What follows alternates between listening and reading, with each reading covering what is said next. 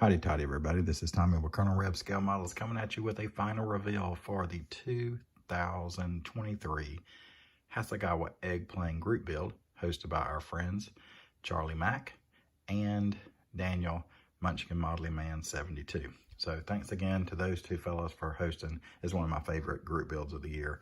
I have a lot of these egg playing kits, and one of the reasons why I do is because of this group build.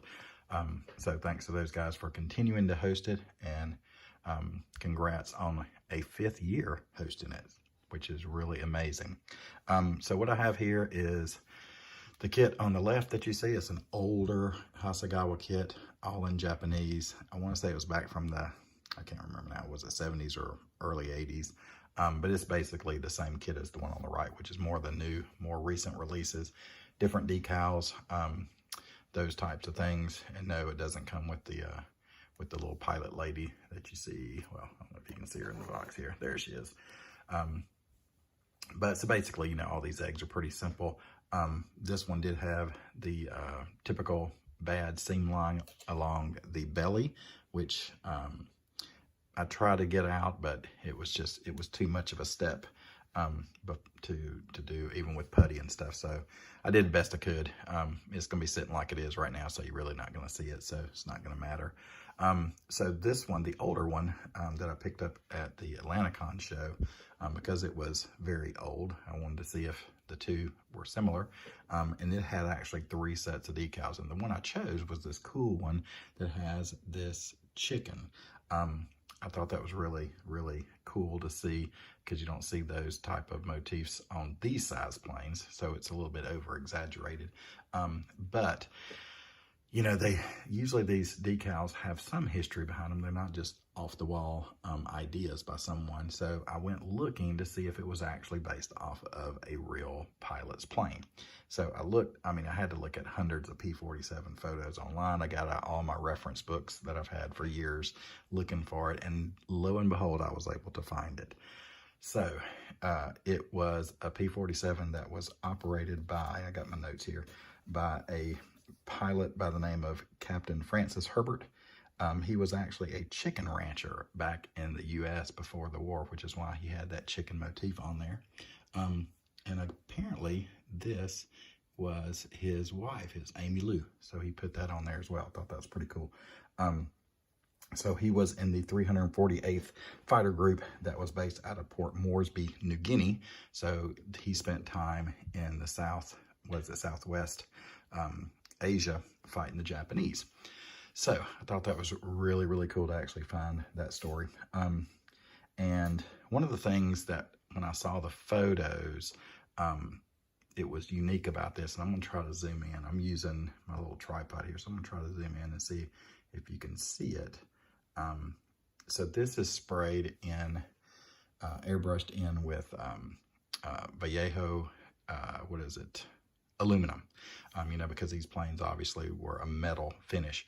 And this plane, they were experimenting, and I don't know if it's catching it or not, they were experimenting with this new, I guess, type of material, like a paint, that when they would put it on the metal, they were hoping that it would not be as reflective, so that when they were in the air, you know, and the sun was reflecting off of the plane itself, it wouldn't be as easy to see. So I tried to replicate that. I experimented a lot on spoons, trying to get this cracked kind of look, almost like you can get with some of those paints that you buy at the store, at the hobby stores. It's like a cracked look, like a cracked glass kind of look. And I was finally able to get it. And I don't know if the camera is picking it up or not. I'm trying to see if I can delicately bring it closer to the screen. But you can see how it's kind of crinkly looking. So I was able to do that and try to get that replicated. So I was pretty pleased with myself. So there she is. There is the P-47 of Captain Francis Herbert of the 348th Fighter Group based out of Port Moresby, New Guinea. So, I think it turned out pretty good. I can see, you start zooming in, you can see some spots that you missed on the hand paint. So I hand painted all the little details, you know, the propeller, and I hand painted the black anti-glare that you have, and I sprayed I masked off and sprayed the canopy, so that was pretty good. I wish these would come with pilots, but this series doesn't. These older ones, they didn't come with the little pilots that you see in some of the, especially some of the jets and stuff now. But, you know, it's not too bad at all. You know, replicating that weird camo kind of weird skin kind of thing was the most difficult. The decals went on pretty well. I was really surprised, being so old, that they went on pretty well. I started using, thanks to a suggestion by Papa Dan, to use a mug coffee warmer to put the decals in. When I have my little decal bowl, I put them on the warmer, and it keeps the water kind of warm, not too hot, but warm enough to where it doesn't take them long to come off when the water's, you know, obviously pretty warm. So I'm gonna jump this in here so hopefully it doesn't scare you too much. This is the raccoon coffee mug warmer.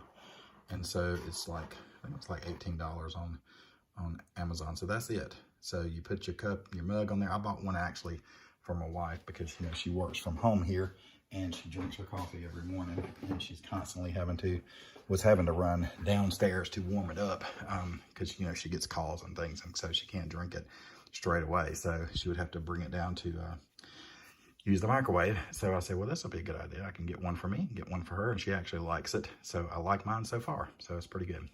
So there she is, guys. That is the P-47 Thunderbolt all done up. Now, I'm gonna have some pictures at the end of the build process and of the picture that I found from the photos, the picture that I had for Captain Francis's, the chicken rancher guy. So anyway, those will be at the end of the video. Oh, wait a minute. No, scratch that. Everything I just told you about the build is not the truth. So basically what happened was, when I did the paint was looking good, and I'll show pictures of that. When I went to clear after putting the decals on, the clear that I used to gloss coat before the decals was a Krylon crystal clear gloss that I've used in the past, but I forgot that it was an acrylic clear.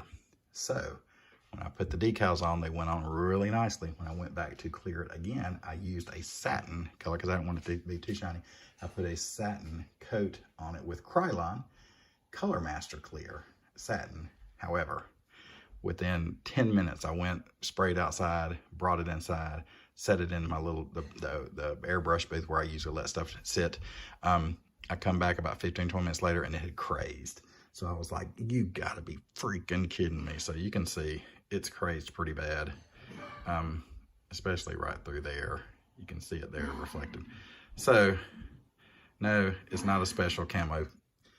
It's not a special paint to put over the metal. It was just my self-inflicted wound. So, you know, lesson learned. I'm gonna leave it like this for a while. I have glued it together, the parts that are all the small pieces and everything. It's all glued with white glue. So at some point I'm going to hopefully be able to take it apart, and it has, since it has 3 sets of decals, I'll be able to put another set of decals. Plus I have this plane as well. So we'll see, but that's the story behind it. I thought y'all would see how many of y'all fell for it. I told one of my buddies, and he actually, he fell for it right away. But those of you out there who are really keen into their military history might not fall for it. But again, it's just something fun. So just to, you know, because I'll tell you what, I was bummed the day that happened. I was really ticked off. But, you know, in the end, it didn't turn out actually too bad. So I finished the build. It doesn't look too bad. It'll sit on the shelf, and then when I'm ready to redo it, maybe next year when I'm building another one, I'll do them both at the same time. But anyway, we're getting along. I'm almost to 10 minutes, and we know we can't get to that point. That's my rule, nothing over 10 minutes. So as always, hotty toddy, God bless. Thank you, Charlie Mack, and thank you, Daniel Munchkin Modeling Man, for hosting this egg plane group build again. It's one of my favorite builds. All right, I hope y'all have a rest of a good weekend.